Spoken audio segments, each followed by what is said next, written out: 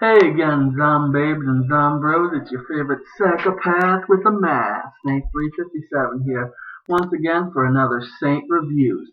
You guys have been eating these up faster than walkers at the governor's all-you-can-eat prison smorgasbord, so as long as you guys want them, I'm going to keep rolling these reviews out.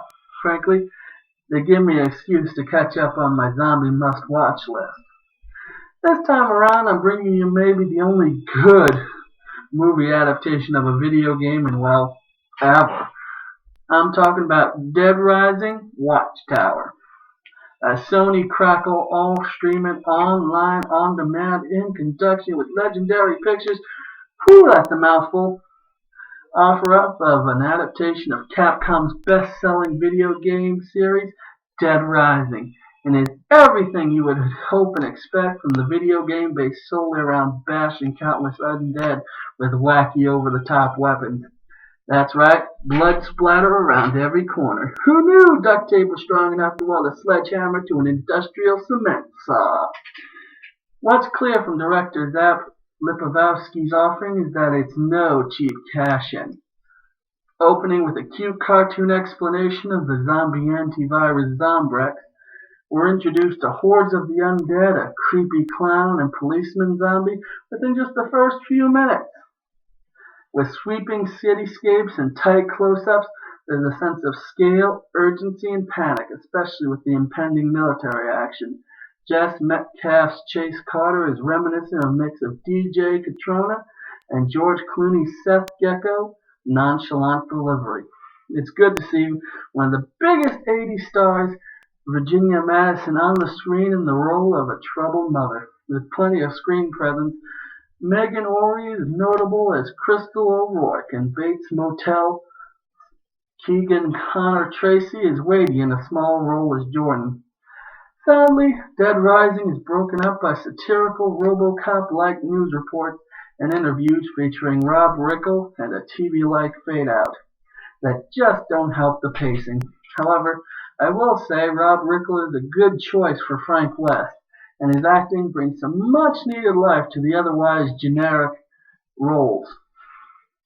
The film has a CSI crisp look. While not filmatic, it doesn't feel like DTV, and has some great special effects with slicing, spinning blades, bats used as weapons, and gunplay. There's plenty of zombie blood and guts on display. You know how I like it. The second half during the nighttime scenes get a little darker, no pun intended, with eerie dead girl characters, chainsaws, rough raping nomads, shotguns, nose-biting motorbikes, and more explosions. Woo! Now, even though I've only ever played a little Dead Rising, it's surprising how it captures the feel, or at least the posters, clips, game adverts, and little bit of gameplay I've seen and subconsciously locked away. With Metcalf striking poses of Carter and framed angles synonymous with the game series. Think Prince of Persia. Dead Rising, aka Dead Rising Watchtower, is a solid addition to the saturated zombie film market, with well-executed effects and action stunt setups. Its main issue, by default, and through no fault of its own or Lipovetsky's or even writer-producer Tim Carter, is it's just all been done before. The game also apparently had a liable suit brought against it in 2008 for its similarities to Dawn of the Dead, both 78 and 2004. Nevertheless, if Dead Rising had been released in 2006, the same year as the game released, it may have fared a little better, as while it is a good production, it feels like it's covering old ground. Unfortunately, zombies in general are not as fresh as they used to be, say, in 1985. But hey, the writing is just what makes us want them more. And hopefully it fulfills Dead Rising fans' dreams with its Easter eggs and many references.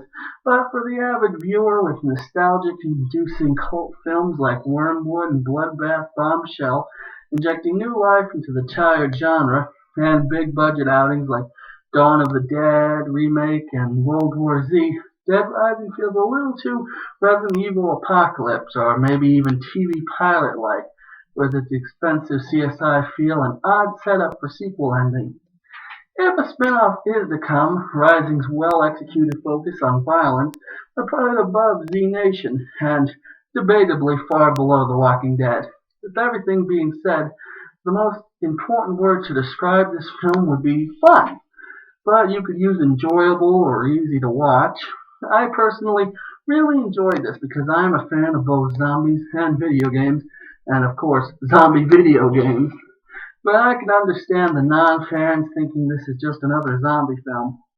As a fan, I will rate this high because it could easily be put up in the list of good video game adaptations, which is so sorely lacking. One rotten thumb up.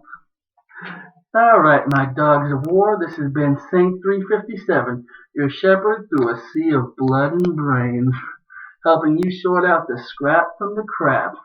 If you like what I'm doing here, leave me a comment down below. And if you don't like what I'm doing, then I hate you. No, seriously, I hate you.